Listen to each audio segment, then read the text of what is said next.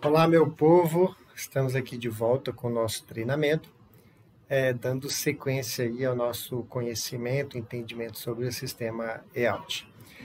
Nesse momento, a gente vai iniciar, então, falando sobre a fase de comunicação dos resultados, onde está o nosso, produto principal do trabalho de auditoria, e a gente vai falar um pouquinho sobre a importância dessa fase e depois como operacionalizá-la, dentro do sistema. Como de costume, a gente vai ter uma primeira abordagem aqui falando um pouquinho da questão teórica, falando um pouco sobre a importância, da comunicação dos resultados, princípios, requisitos, algumas coisas relacionadas a isso, que a gente deve observar no nosso dia a dia. E, na sequência, a gente fará a alimentação, dessa fase, ou a sequência dessa fase, dentro do sistema, utilizando ali as subtarefas que são geradas, no processo de auditoria. Como a gente havia já comentado, a fase de relatório, na verdade, ela se divide em duas fases, uma fase de relatório preliminar de auditoria e uma fase de relatório final de auditoria. Essas fases são basicamente idênticas dentro do sistema. A diferença é que uma a gente vai estar fazendo toda a alimentação e tramitação, do relatório preliminar, seu encaminhamento para o gestor, e ele vai apresentar suas informações e esclarecimentos, e essas questões vão ser consideradas e depois vamos finalizar com o relatório final de auditoria. Que no sistema o procedimento, a forma como isso é operacionalizado é bastante similar às duas fases, ok? Então, na questão, na parte prática que a gente vai fazer aqui, dessa atividade de relatório, elas vão ser a mesma coisa, então a gente vai focar um pouquinho mais na primeira e a segunda a gente faz aqui bem rápido, mais para cumprir tabela, ok? Justamente porque essas fases são bastante iguais. Lembrando, e aqui só trazendo um reforço, nós falamos bastante aqui sobre a importância de um bom planejamento do trabalho de auditoria. Nós falamos aqui exaustivamente, o quanto é importante a gente conhecer o objeto, a gente entender o objeto, a gente entender aonde estão os grandes riscos, e como esses riscos podem impactar os objetivos da organização. E quando a gente faz isso, a gente começa a desenvolver um programa de trabalho, que é expresso aqui na matriz de planejamento, um programa de trabalho com informações relevantes, com questões relevantes, com itens de análise, com testes que sejam de fato relevantes, importantes para a gestão. Então, ao fazer um planejamento, um bom planejamento de auditoria, um planejamento realmente robusto de auditoria, que nos leve a um programa de trabalho diferenciado, mais qualificado, a gente está trabalhando diretamente para construir um relatório de auditoria melhor, um relatório de auditoria que agregue mais valor, um relatório de auditoria que seja interessante, que seja algo que o gestor vai receber e sentir a necessidade, de fato, de tomar medidas e melhorar aquele processo. Então, se a gente pecar aqui, se a gente não desenvolver um programa de trabalho relevante, a gente não vai ter um relatório de auditoria relevante. Então, de novo, a importância crucial das fases de planejamento que vai ter um impacto aqui no nosso relatório. Da mesma forma, as fases de execução da auditoria, de análise da auditoria, elas também têm um impacto muito forte na nossa fase de relatório, porque, obviamente, quando eu registro aqui todas as conclusões, as evidências, os passos, as análises que eu fiz para chegar às conclusões, eu tiro do relatório a necessidade de ter todo esse conjunto de informação. A ideia é que o relatório seja conclusão, a gente falou isso quando falou aqui das análises, ela traga conclusão, o resultado dos nossos exames, dos nossos trabalhos, e aí, portanto, para que a gente possa conseguir ter uma fase de relatório que tenha realmente somente essas conclusões, a gente precisa que toda a fase de análise, que toda a fase onde eu desenvolvo o meu raciocínio, onde eu, como auditor ali, construo a minha formação de opinião, isso esteja bem documentado, bem colocado na fase de análise. Então, ao documentar bem um trabalho de auditoria, eu contribuo para ter um relatório melhor, um relatório mais objetivo, né? A gente vai deixar de fazer, nós como auditores, um relatório para o nosso chefe, para o nosso supervisor, onde ele vai ver tudo o que a gente fez, né? Todo o nosso esforço, e a gente passa realmente aqui para comunicar ao gestor, né? Aquilo que é relevante para ele e não para nós como auditores. Por fim, finalizando essas fases, a gente vai passar para a última fase no sistema, que é a fase de achados, mas lembrando, o processo de auditoria ele encerra aqui, com o relatório, né? Encaminhou o relatório lá final para o gestor, o processo termina e depois entra o processo de monitoramento que tem vida própria. A gente termina, a equipe é desmobilizada nesse momento quando o relatório é finalizado. Só que no sistema a gente precisa de uma fase adicional, onde a gente vai trazer, né, para o sistema os nossos achados. Vocês vão ver que a fase de relatório ela é bastante simples no sistema. Nós vamos fazer um upload aqui do relatório preliminar, do relatório final, dentro do sistema, e depois nós vamos registrar, né, fazer um Ctrl+C, Ctrl+V, vamos dizer assim, os achados de auditoria e as recomendações, elas são registradas no sistema para que a gente inicie o processo de monitoramento. Então, é uma fase mais protocolar, é uma fase mais interna, ok? Enquanto que essas anteriores realmente tratam do processo em si de execução, de planejamento, execução e comunicação de resultados de uma auditoria. Então, nesse vídeo a gente vai falar aqui da parte teórica, de relatório como um todo, e depois a gente vai ter na sequência um outro vídeo onde a gente vai falar mostrando essas duas fases no sistema e como concluir. Vão ser fases relativamente, vídeos rápidos, porque a gente aqui não vai ter grandes questões, né? O sistema é bastante simples nessas duas fases, tá bom? São muito similares àquelas fases que a gente fez de análise preliminar, onde a gente faz um upload aí das informações e encaminha para a conclusão, com um diferencial que aqui a gente precisa fazer a comunicação ao gestor, ok? Então, o relatório de auditoria ele é concluída a fase, mas a gente precisa fazer o encaminhamento usando aquele módulo de comunicações, e a gente faz aqui novamente para deixar bem claro aí para vocês. Bem, relatório de auditoria, ou a fase de comunicação de resultados, né, ela é uma fase bastante importante, né, talvez a fase externa, né, mais importante do trabalho de auditoria. Eu digo externa porque há todo aquele processo de planejamento, né, de análise, né, que ele é bem interno da auditoria, fica dentro aqui da própria unidade, claro, com interações com o gestor, mas é uma fase basicamente interna. E a fase de relatório é onde a gente vai comunicar os resultados. Portanto, as fases internas elas não fazem nenhum sentido se a gente não chegar nessa fase externa de comunicar o relatório de auditoria.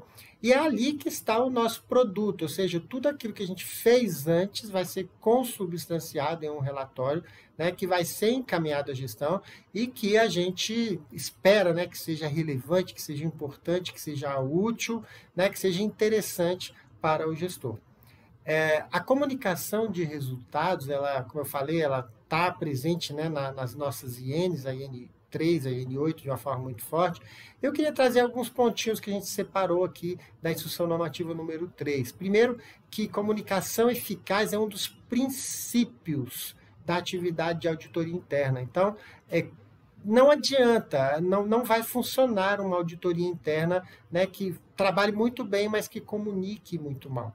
Então, é essencial para que a atividade de auditoria interna possa cumprir o seu papel de agregar valor, de melhorar as operações, né, de ajudar uma organização a atingir seus objetivos, é essencial que a gente tenha um processo de comunicação eficaz, que chegue, né, lá, que atinja os seus objetivos. Outra questão importante é que a IN3 coloca que as comunicações de auditoria, elas devem ser realizados em nível institucional. O que que significa? Que o relatório não é a opinião do Sérgio, mas é a opinião da CGU, não é a opinião do Cláudio, mas é a opinião da UAIG, da Auditoria Interna, né, que ele está vinculado. Então, a gente tem que tirar um pouco disso, de que não é... É claro que a opinião da instituição, ela se baseia, ela tem todo, né, o amparo, e ela é construída com base na opinião dos auditores, mas é uma comunicação que não é uma comunicação minha para o gestor, mas é uma comunicação da minha unidade de auditoria para aquela unidade de gestão que está sendo auditada. E isso é muito importante a gente ter claro, porque no processo de auditoria, por vezes, há divergências de entendimentos, né? Seja no próprio nível da equipe de auditoria, seja entre a equipe de auditoria e os níveis de supervisão. Isso é comum, isso é normal. Falar em divergências, em opiniões divergentes, não quer dizer que haja interferência, que haja, né, manipulação. Não, isso pode acontecer, obviamente, a gente precisa tomar cuidado, né, com isso, obviamente, mas isso não quer dizer, né, que haja questões nesse sentido. E eu trago aqui a minha memória, né, a nossa conversa aqui, situações onde eu, como auditor, já trabalhei como auditor, e situações onde eu já trabalhei como supervisor de trabalho de auditoria. E é comum acontecer esse tipo de situação. Por vezes, o auditor está muito envolvido naquele trabalho, às vezes até de uma questão mais passional, vamos dizer assim, e ele acaba se convencendo de alguma coisa, mas por vezes não há evidência suficiente para fazer aquela afirmação. Então, o papel da supervisão serve exatamente para isso. E o sistema EALD, ele é maravilhoso, fantástico nesse sentido, porque ele vai permitir esse processo de supervisão. A gente já viu nas fases seguintes, e aqui na fase de relatório é a mesma coisa, onde eventualmente um relatório final pode ser alterado, pode ter situações modificadas, mas essa informação fica muito clara, muito transparente, ok? Não é mais aquela situação antiga de que eu vou assinar o relatório, mas meu chefe está mandando eu mudar uma coisa que eu eventualmente não estou concordando. E aqui no sistema, isso não vai acontecer, e a gente tem aquele histórico, né, lá no finalzinho de cada tarefa, onde ele vai estar demonstrando todas as alterações, todas as mudanças que ocorreram ao longo da construção dessa opinião institucional final, ok? E, por fim, né, a autoridade, né, a comunicação de resultados, ela representa o posicionamento da unidade de auditoria interna governamental. Então, daí a importância, o peso que a gente deve dar a essa fase, né, ao cuidado que a gente deve ter com essa fase, no sentido de provê-la, né, com realmente informações importantes, relevantes, corretas. A gente vai ver alguns requisitos nesse sentido, que são extremamente, né, fundamentais para que a gente tenha um posicionamento que seja considerado por quem está recebendo essa informação. Algumas coisas, né, são básicas aqui, mas é bom a gente sempre estar reforçando, né, um relatório de auditoria, essa comunicação final de resultados, ela tem que ser suportada pelas análises realizadas pela equipe de auditoria. Então, não tem como eu fazer um relatório sem ter, né, análises realizadas e documentadas ao longo do trabalho pela equipe de auditoria. E aí, de novo, a informação que vai estar lá na fase de análise, na fase de execução da auditoria, e o cuidado que a gente deve ter com aquilo. Ou seja, nós vamos fazer todo um conjunto de análise e, ao, por exemplo, revisar ou construir ou revisar o relatório de auditoria, eu vou estar suportando, né, as minhas avaliações com base nos papéis de trabalho, com base nas evidências que foram colhidas e documentadas pelos auditores nas respectivas fases.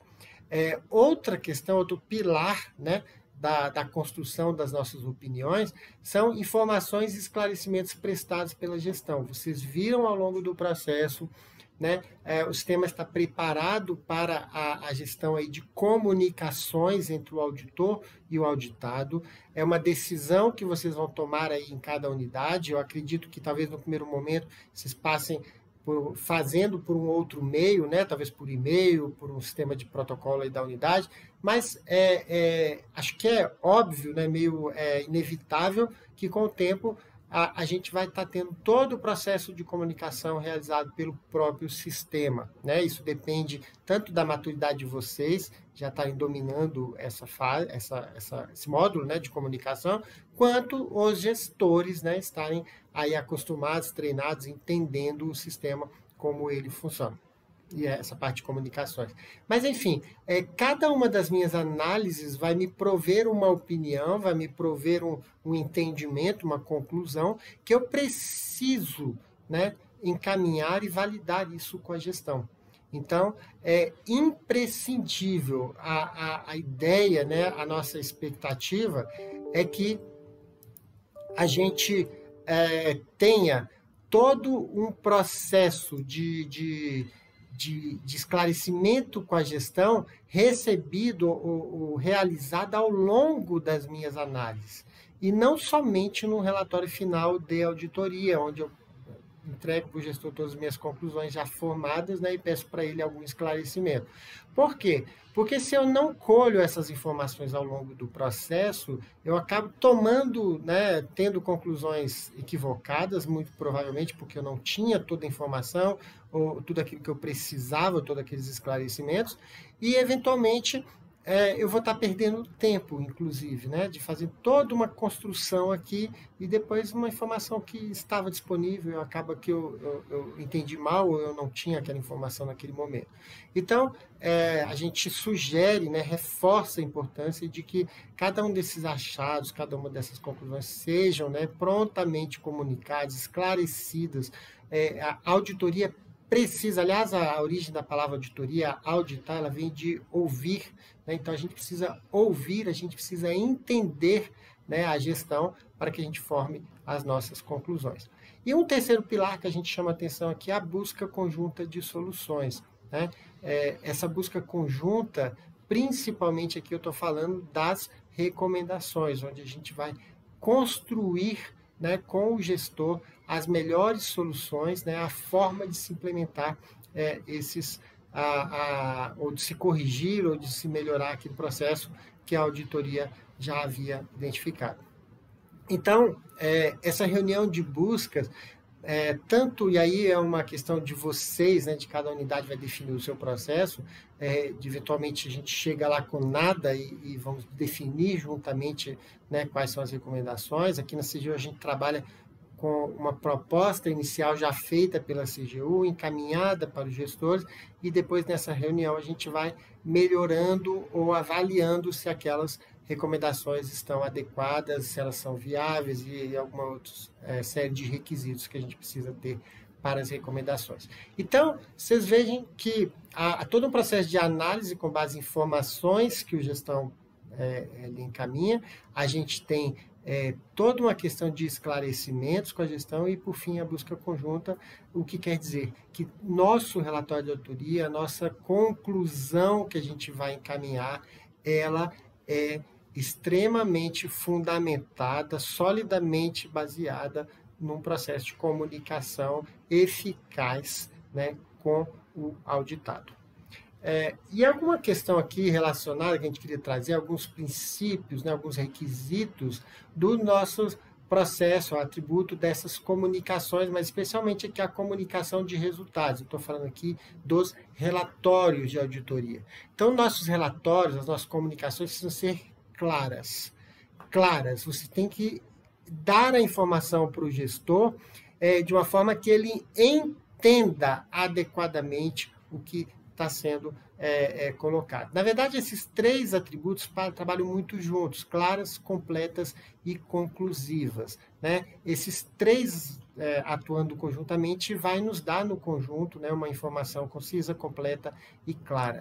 Então, ao falar de um atributo de clareza, a gente tem que pensar no seguinte: alguém que está lendo vai entender, ok? Para isso, a gente precisa primeiro entender quem é o nosso destinatário. A gente vai falar um pouquinho disso aqui, mas lembrando que eu estou comunicando ao gestor, não é para um cidadão, não é para um terceiro que não conhece, ou seja, eu tenho que evitar o uso, por exemplo, de tecnicismo né, ao extremo que o próprio gestor não vai entender, lembrando que às vezes tem uma questão de TI aí que você está tratando, mas o fato aonde eu estou, o meu relatório de auditoria, ele está sendo entregue para a alta gestão, e essa alta gestão precisa entender o que está sendo falado. Então, você tem que usar os termos técnicos necessários, sem dúvida alguma, mas você precisa pensar na clareza para que esse destinatário entenda o que está sendo colocado. Completa, né? A informação precisa ser completa. Uma vez eu estava falando sobre isso e uma pessoa me perguntou, então, que eu falei que o relatório de autoria é a conclusão, né? Você vai, o papel de trabalho fica as suas análises, e o papel de trabalho e o relatório de autoria vai ter a conclusão dos seus resultados. E aí alguém falou, então eu vou ter um relatório pobre, tipo uma auditoria privada que coloca lá, as demonstrações financeiras estão boas, estão ruins? Não, a gente está falando de informações completas, ou seja, o gestor terá toda a informação necessária para que ele possa entender. Por isso que eu falei que ela é muito parecida aqui, né? Fala junto com a questão da clareza. E o que é uma comunicação completa? Então, ela tem que informar os objetivos, ela tem que informar, né, quais foram as análises realizadas, quais foram os resultados a que se chegaram com as recomendações. E dentro de cada uma análise, de cada um do achado, a gente viu na matriz de achados, que a gente viu, né, nos nossos encontros anteriores, falando dos requisitos de um achado, ou seja, para que um achado seja completo, ele precisa ter os 5 C que a gente colocou. Quais são? Critério, condição, causa, consequência e correção. Então, um achado, para ele ser completo, você tem que dizer o que deveria ser, o que está acontecendo, o que está gerando aquela questão, ou seja, a causa, né? A consequência, se não resolvermos aquilo, se a situação permanecer dessa forma, aonde isso vai chegar, e, por fim, as medidas corretivas necessárias para solucionar aquele problema. E, junto com isso, a gente vem com a concisão, porque a gente tem que ter relatórios que sejam diretos ao ponto, evitar, né, construções prolixas, grandes. Um diretor, um secretário, né, uma alta gestão, um presidente de uma organização, ele não vai ler um relatório imenso. A gente já comentou isso, né? Você escreve para o assessor do presidente da sua empresa, da sua autarquia, ou você escreve para ele? Porque ele não vai ler um relatório de 100 páginas, de 90 páginas, 150, de 80. Enfim, a gente tem que pensar, né, de um equilíbrio entre ter um relatório com informação completa, mas ao mesmo tempo um relatório conciso. Isso é essencial para a gente atingir aquele que a gente falou, que é a comunicação eficaz. Porque se você não consegue chegar lá, a sua comunicação não será eficaz. Então, uma alta administração vai dizer, chegou um relatório da autoria interna, para tudo, me traz que eu tenho que ler isso aqui. Por quê? Porque a informação concisa ela vai trazer somente o que é relevante, somente o que é importante, com os requisitos mínimos, mas sem evitando, né, aquele tanto de informações, aquela prolixidade que acaba desestimulando sua leitura. E, por isso, a importância de termos papéis de trabalho documentando todo o processo de construção da sua conclusão, para que o relatório traga, de fato, a conclusão, para que ele traga a opinião da auditoria em relação a um determinado ponto. Construtivo. Nosso relatório deve ser construtivo, ele deve agregar valor, ele deve ajudar, ele deve melhorar. Não é um relatório combativo, adversário. Não, nós estamos construindo juntos. Então, a gente tem que ter esse cuidado, evitar o uso de termos, de formas de apresentação, onde eu estou me posicionando de uma forma adversária, difícil, desconstruindo, né, um bom relacionamento. Óbvio, a gente vai ter informações divergentes, muitas vezes, informações, né, que eles não, que a gestão não concorda, talvez informações sensíveis, mas a gente precisa saber colocar isso de uma forma que a gestão entenda como aquilo está sendo feito para melhorar o atingimento dos resultados. Objetivas, comunicações objetivas são o contrário de comunicações subjetivas, ou seja, elas são amparadas por evidências, né? Não é por achismo, não é por eu ter a impressão, eu acho, eu acredito, não. Eu tenho uma opinião amparada em evidência adequada e suficiente, e precisas, corretas, adequadas. Por isso, a importância de um processo de supervisão que vai nos ajudar a verificar se as nossas evidências estão realmente sustentando aquela opinião. O relatório de autoria não pode trazer informações equivocadas, erradas, não confirmadas. A gente tem que tomar muito cuidado nesse sentido. E, por último, tempestivo. Né? Não adianta você levar um relatório para o gestor, né, 2 anos depois que acabou aquele programa, aquela atividade, enfim, um exagero aqui, mas o quanto antes possível, ela tem que ser tempestiva. A gente tem, inclusive, né, uma ferramenta chamada nota de auditoria, que por vezes algo é tão urgente, tão essencial, que vale a pena levar aquele assunto ao conhecimento da gestão mesmo antes de um relatório estar pronto. Então, enfim, mas mesmo que isso não aconteça, a gente tem que pensar nessa questão temporal. Eu preciso comunicar com a devida, né, tempestividade para que o gestor tenha a oportunidade de tomar as decisões, implementar as recomendações e melhorar aquele processo de forma que ele possa atingir os seus objetivos ainda. E outra coisa importante, né, que uma comunicação de resultados, e aqui tem muito a ver com esse atributo que nós falamos aqui da completude, né, ela tem que apresentar um conjunto, né, de informações. Então, a primeira parte deve ter os objetivos aí do trabalho, né, quais são os objetivos, as questões de auditoria, o que motivou a realização daquele trabalho, o objetivo geral, os objetivos específicos, a extensão dos testes, ou seja, o seu escopo, até onde você está indo, aonde você não está indo, né? São as licitações de 2020, 2021, ou só de 2020, enfim, a gente tem que colocar essa extensão até onde a gente foi, até onde a gente não foi, até onde é coberto pela nossa opinião, até onde não é coberto pela nossa opinião. Eventuais limitações devem ser também ali expressas. As conclusões, o que são as conclusões? São os nossos achados com os resultados da auditoria, trazendo, né, uma opinião. Aí a gente trabalha aqui na CGU, vocês podem trabalhar com nomes diferentes, mas a ideia é a mesma. A gente tem as questões de auditoria, que são os objetivos específicos de um trabalho. E aí, essas conclusões, elas precisam fechar essas questões de auditoria. Então, a gente preconiza aqui que para cada questão de auditoria, pelo menos eu tenha um achado, onde ele vai trazer o resultado da sua avaliação sobre aquela questão. Você abre o relatório com uma questão, com uma pergunta, ou com algumas perguntas, e você tem que dar a resposta a essas perguntas. E esses achados, como eu falei, ele vai te dizer o critério, a condição, a causa, a consequência, e, por fim, as correções, que são as recomendações. Então, para que o relatório seja completo, ele precisa trazer essas recomendações. Professor, tem unidade aqui que não trabalha com recomendação, ela constrói um plano de ação com o gestor, beleza.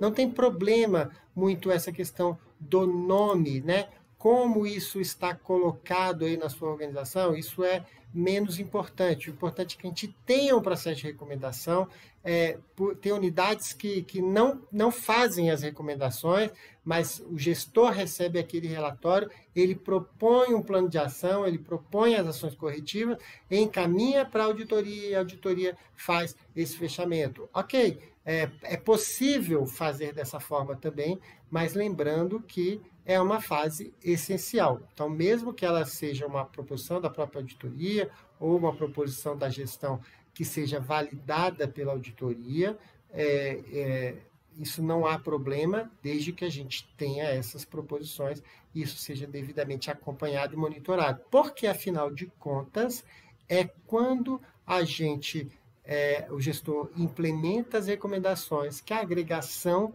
de valor promovida pela auditoria pode ser mensurada e pode ser atingida, ok? Outra questão importante, aí já quase caminhando aqui para o nosso final, pensar nos nossos destinatários. Já falamos um pouquinho disso, mas a instrução normativa número 3, ela traz um pouquinho disso, né, de quem são os destinatários do relatório de auditoria. E a gente tem que ver aqui, eu coloquei aqui uma escadinha, né, por vezes a gente escrevia para o cidadão, né, e aquela riqueza de detalhes, né, que fazia um relatório ficar bastante prolixo, bastante extenso, mas aí acabava que o cliente principal não recebia, não interessava naquele tipo de informação. Então a gente tem que ter toda essa cadeia que a gente pensa que temos a alta administração, gestores, né, intermediários aí dentro da organização, órgãos de controle, por exemplo, Tribunal de Contas, Ministério Público, enfim, qualquer outro cliente aí que possa ver desse trabalho, e a própria sociedade. Mas é uma escada. Eu escrevo para a alta administração. Então, eu tenho que atingir esse cliente. Não é para o assessor dele, não é para o chefe lá do setor de patrimônio, para o chefe do setor de pagamento, não. Eu estou escrevendo para a alta gestão, com uma asseguração, resultados da asseguração que foi realizada, trazendo aqui questões de alta relevância para eles, para que eles possam tomar conhecimento e cobrar da gestão, né, dos gestores intermediários, a implementação das medidas saneadoras que são apropriadas ao caso. Então, a gente tem que ter esse cuidado, tem que ter esse foco, escrevendo para a alta administração. Lembrando que eu vou ter outros clientes intermediários também, portanto, alguma informação, né, que seja importante para que, no contexto, o nosso relatório de autoria possa ser entendido, possa ser apropriado por todas essas partes interessadas, isso deve ser sempre observado na medida do possível, mas nunca, jamais perdendo o foco de que nós escrevemos para a alta administração, para as instâncias de governança, porque é aqui que, de fato, as melhorias vão ser determinadas, vão ser organizadas para que elas possam, de fato, acontecer. Se não chegar aqui, pode chegar a todo mundo. Dificilmente a gente vai ter a melhoria realmente funcionando. Mas quando a gente atinge isso aqui, o que a sociedade quer? É que a minha organização preste o serviço com eficiência, com eficácia, atinja os resultados, com economicidade. Então, o que ele está mais interessado não é no processo, mas é no resultado. E o resultado a gente só vai conseguir se atingir a alta administração. Então, prestem atenção, o tipo de linguagem, o tipo de abordagem, o tipo de detalhes, né? A riqueza ou não de detalhes, isso tudo tem impacto nos seus clientes. E a gente tem que pensar que o nosso cliente principal é a alta administração. E para a gente finalizar, a questão das nossas recomendações. O relatório precisa trazer, né, como eu falei, não necessariamente dentro do relatório, mas na sequência do relatório, no caso de planos de ação, esses requisitos que estão colocados lá no manual de orientações técnicas. Ou seja, uma recomendação precisa ser direta, sem rodeio, sem ficar explicando. A explicação já veio lá na conclusão dos seus achados. Então, a gente precisa recomendar diretamente o que deve ser feito. Ela deve ser específica. O que é uma recomendação específica? É que eu não tenho, faça isso, isso, isso e isso. Porque a partir do momento que ela não é específica, ela perde um atributo de ser monitorável, né? Quando que ela foi atendida? Quando atendeu 1 ponto, 2 pontos, 3 pontos ou 4 pontos? Então, a nossa orientação é de que cada recomendação traga um ponto específico. Você precisa recomendar 3 coisas, você faça 3 recomendações e monitore as 3 recomendações. Ok? A não ser, obviamente, situações que aquilo seja uma sequência onde você só chega no final se você fizer aquele passo. Mas, enfim, em tese ou nas situações da maioria dos nossos casos, a gente ter recomendações com comandos específicos. Aqui o principal atributo, significante, relevante, não recomende aquilo que não seja essencialmente relevante. São coisas mais acessórias, menos importantes, menos impactantes. Primeira coisa, na nossa matriz de achados, a gente tinha lá benefício esperado da recomendação. Se você viu que não tem benefício, não recomende. E se tem benefício, mas não são tão importantes, comunica para o gestor de uma outra forma, faz lá uma nota de auditoria com aqueles resultados, para você nem monitorar aquilo ali, porque tem custo o monitoramento, mas deixando para o relatório aquilo que é realmente importante, aquilo que realmente não pode ficar de fora. Ser positiva, o que significa uma recomendação positiva? Faça alguma coisa e jamais não faça das próximas vezes, abstenha-se em futuros processos de fazer tal coisa, porque isso não é monitorável, isso você não consegue, né, verificar, né, o quanto isso está sendo atendido ou não. Então, ela tem que ser sempre um comando positivo, no sentido de que você possa medir aquilo, direcionada ao responsável. Então, à unidade tal, ao setor tal, ao diretor ou à diretoria tal, enfim, a gente trazer, né, quem é o responsável por aquilo, deixar claro. Monitorável é uma recomendação que eu consigo acompanhar. Então, existem muitas recomendações que a gente fica aí num estoque eterno, porque a gente não consegue monitorar. O exemplo do não faça mais, cumpra a lei, né, coisas assim que não são, né, não é possível você acompanhar ou ter um momento onde você diz, ela foi cumprida nesse momento. A ideia é que a recomendação tenha essa característica. Preferencialmente na causa raiz, ou seja, mais do que atuar na consequência, ou mais do que atuar na condição, a gente atue na causa do problema, né? Tem um óleo derramado, então eu não vou recomendar apenas limpar o óleo, enxugar o óleo do chão, mas o que está causando aquele derramamento naquela máquina, né? Qual é a causa que está gerando aquilo? E aí a gente atuar nesse sentido para que a gente tenha um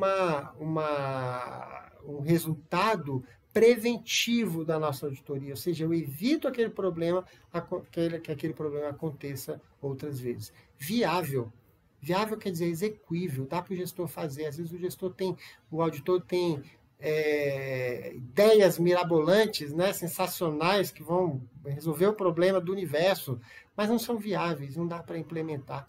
Por isso, a discussão com a gestão, a gente falou da reunião de busca conjuntas, é tão importante para ver se aquilo é possível. Um exemplo clássico, né? Contrate mais gente para o setor. Não dá para você recomendar isso, não é viável, o gestor não consegue fazer isso, né? Então, a gente tem que tomar alguns cuidados nesse sentido. Tenha mais orçamento, né, para fazer tal coisa. Eventualmente, isso não é viável, a gente precisa pensar nisso. Custo versus benefício.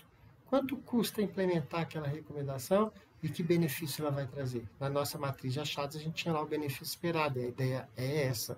O quanto custa implementar, o quanto isso traz de benefício. O quanto custa monitorar essa recomendação e o benefício final que ela vai trazer. São questões que a gente não pode deixar de lado. E, por último, considerar alternativas. Então, a gestão deve definir, né, como ela vai fazer. Às vezes, o auditor precisa se concentrar no resultado, né, onde ele tem que chegar, para qual caminho. Por vezes, a gente tem várias alternativas.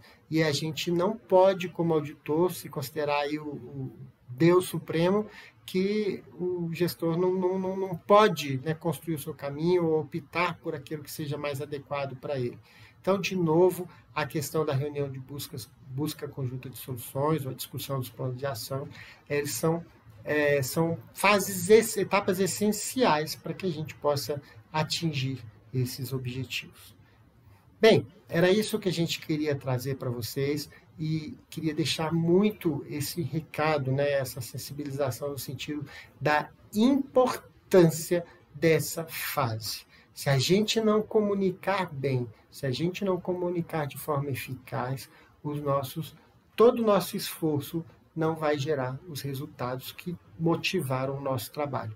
Então, a importância de ter todo um cuidado em cima da fase de comunicação dos resultados, mas mais do que isso, né, a importância de termos todas aquelas fases anteriores direcionadas, focadas, para que a gente possa chegar em relatórios que sejam adequados, que sejam apropriados às circunstâncias.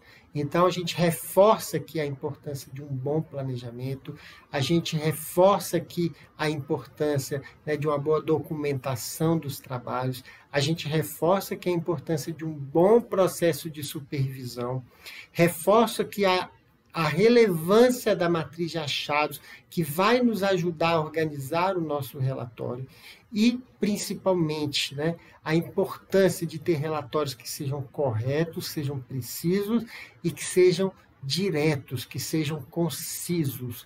É um ponto importante, porque às vezes ele está perfeito, mas ele é extremamente grande, exageradamente grande, não precisava de tudo aquilo se a gente tivesse, né, tomado algum cuidado aí durante a execução, e por vezes a gente vai morrer na praia, tem todo esse lindo resultado e às vezes ele não vai atingir os seus resultados, porque não conseguimos atingir o cliente principal.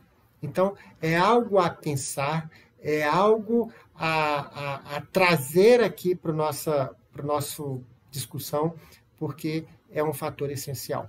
Para finalizar, eu queria trazer aqui uma situação que aconteceu, e é uma qualidade que o auditor precisa trazer, por isso é uma lição que eu queria trazer aqui para a gente. O Twitter, né, todo mundo conhece, uma rede social aí, um microblog, né, onde as pessoas vão né, colocando lá algumas informações. Eu não sei como está o Twitter hoje, eu acabo não sendo usuário dessa rede, mas enfim, há um tempo atrás, alguns anos atrás, o Twitter ele tinha 140 caracteres, cada post, né? Você não conseguia postar algo com mais, tinha uma limitação dos caracteres. E isso foi o grande chamativo dele quando ele foi criado, né? Porque essas mensagens mais curtas, mais objetivas, que atingiam em massa aí, né, um público que queria consumir essa informação. E aí, em um determinado momento, né, a direção do Twitter, eu não sei como isso foi desenrolar disso depois, tá? Mas, enfim, isso eu escutei, eu vi numa reportagem, falando que eles lançaram uma versão lá de teste, né, com o dobro, com 280 caracteres. E aí o CEO lá da organização postou, né, do Twitter, postou um tweet lá, dizendo, né, dando essa notícia utilizando os 280 caracteres, né, que ele havia dobrado o número aí de caracteres. E aí uma jornalista, né, muito simpática, né, muito agradável, né, o que ela quis fazer? Ela pegou aquela mensagem de 280 caracteres e reescreveu com 140 caracteres, sem perder nenhuma informação importante. Então, ela fez um post de 140 caracteres, replicando aquela informação original de 280, e escreveu lá perfeitamente. Você lia, você entendia exatamente a mesma coisa das duas informações. A diferença é que uma você gastava o dobro do tempo da outra. E aí ela postou, e embaixo ela fez uma outra postagem dizendo que a arte era escrever, né, muito usando poucas palavras. O grande desafio era esse. Então a gente tem que pensar isso, né? Há um ator aí, um escritor, né, que coloca essa frase, que você deve escrever um relatório, você deve colocar a tua informação pensando no seu cliente, respeitando o seu cliente, sabendo o que ele precisa, o que ele requer de informação e utilizando, no caso, o relatório de auditoria nesse sentido. Ok? Então a gente se vê no próximo vídeo, a gente vai mostrar na prática como inserir o relatório, fazer todos os processos de supervisão, relatório preliminar, relatório final de auditoria. Um grande abraço a todos.